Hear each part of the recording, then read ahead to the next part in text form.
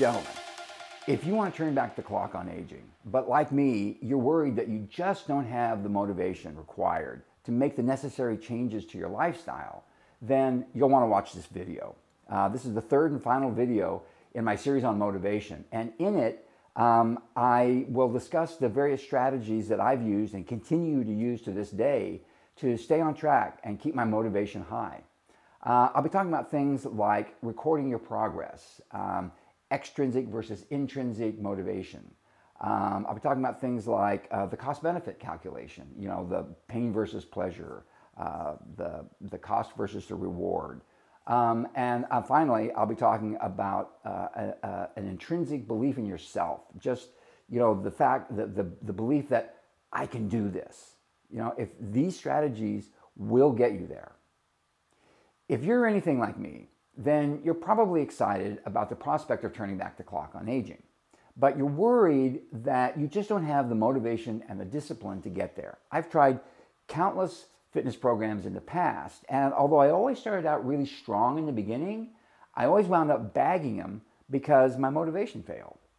My name is Lance Hitchings, and I created this video series and this channel to help guys who are getting a little bit older with strategies to not only turn back the clock, but also to help with the motivation to get there, especially when the going gets tough and you just don't feel like you're getting the results that you want. Okay, so in the previous two videos, I talked about long-term and short-term goals. I talked about creating new habits. I talked about not letting setbacks get you down. If you haven't watched those videos, I've put links to them in the description below. But that's not all there is to staying motivated.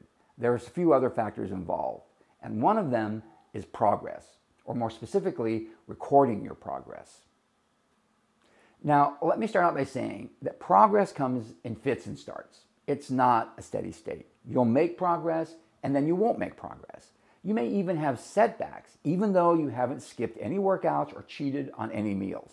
It's just the nature of progress. So with that in mind, it's important that you are diligent about recording your progress. And by recording your progress, I mean taking measurements of your chest, your waist, your biceps, your thighs, about taking pictures of yourself on a regular basis, about getting tested and recording your test results, keeping track of your body fat percentage, your blood pressure, your weight. Looking in the mirror, you're probably not going to see that much progress on a day-to-day basis, if any. But looking back over your tracking logs is going to reveal the progress that you're actually making.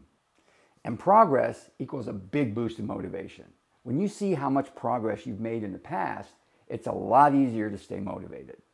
You may not see that much progress from one week to the next, or even from 1 month to the next. But over the long haul, and by long haul I mean 3 to 6 months, maybe even a year, you will definitely see that progress. I went through about a 4-month period where I didn't see any appreciable change in my weight. And to be honest, I was bummed. I just about quit. But when I looked back over my tracking logs, I noticed that, particularly in the pictures, I saw a big change in my body composition and my definition. So I went and got tested, and sure enough, I had swapped out fat for new muscle. And it showed up in my tracking logs. And when I saw that, I went from being depressed and just about ready to quit to being pumped and feeling like, yes, I can do this. This is working. So next I'm going to talk about rewards. I found that when I first started out, rewards really helped a lot. If I stayed on track during the week with my nutritional goals, then I'd have a cheat day on the weekend. And looking forward to that cheat day really helped a lot in sticking with my diet. But over the long haul, this type of reward system can actually backfire. Science has shown that an intrinsic reward can go much further than an outward type of reward. Psychology has demonstrated that extrinsic or outward rewards, like a cheat day, can actually weaken your intrinsic motivation. And what is intrinsic motivation? If you do something because you enjoy doing it, because you like it, because you're passionate about it, that's intrinsic motivation. You're being motivated from the inside because you enjoy doing it, rather than being motivated by an external reward. But what if it's not something that you enjoy doing? How do you create intrinsic motivation around something that you don't like, that you don't enjoy?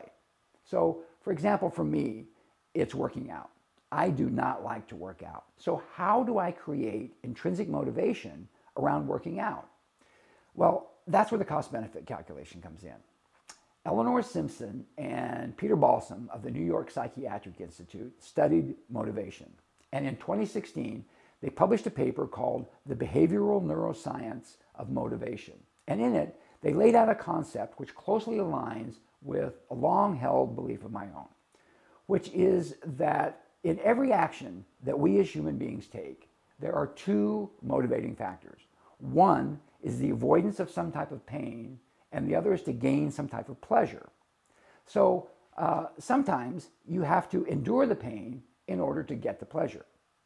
So the pain, whether it's financial pain or physical pain or mental pain, is the cost. And the pleasure is some type of reward or benefit. So for every action that we as human beings take, there's a cost, some type of pain that we have to endure, and there's a benefit, some type of reward that we receive from that action.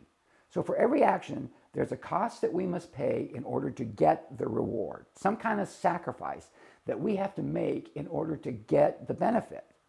Now, if the cost outweighs the benefit, if the pain is more than the pleasure, then we're probably not going to do that action because it's just not worth it to us.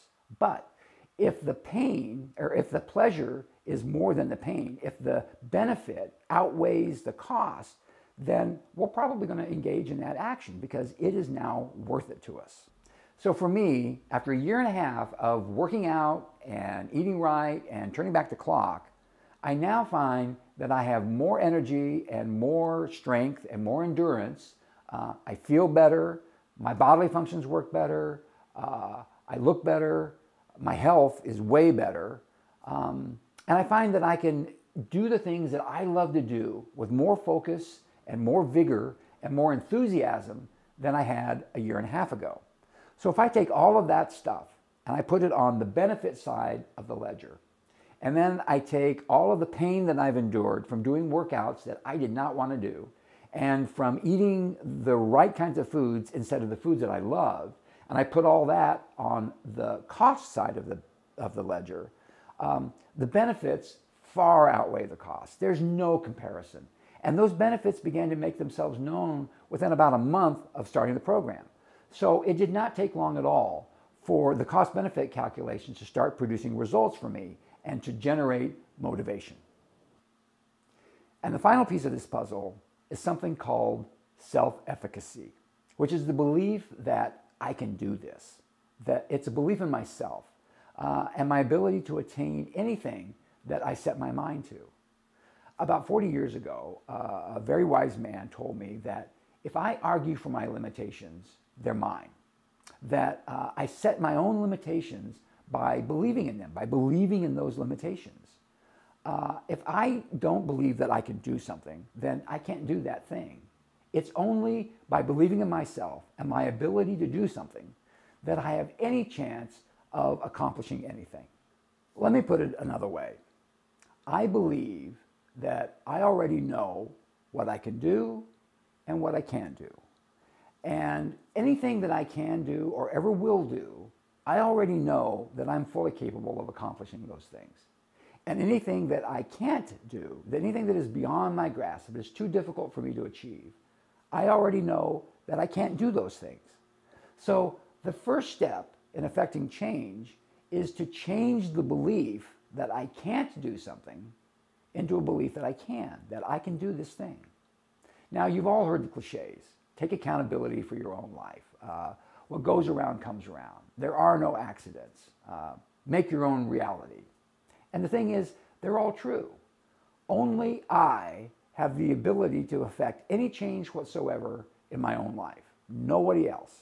Now, I realize that a lot of this kind of thinking is a little bit out there for some of you guys, but if you can adopt this type of mindset, you'll have a much better chance of reaching your goals and turning back the clock.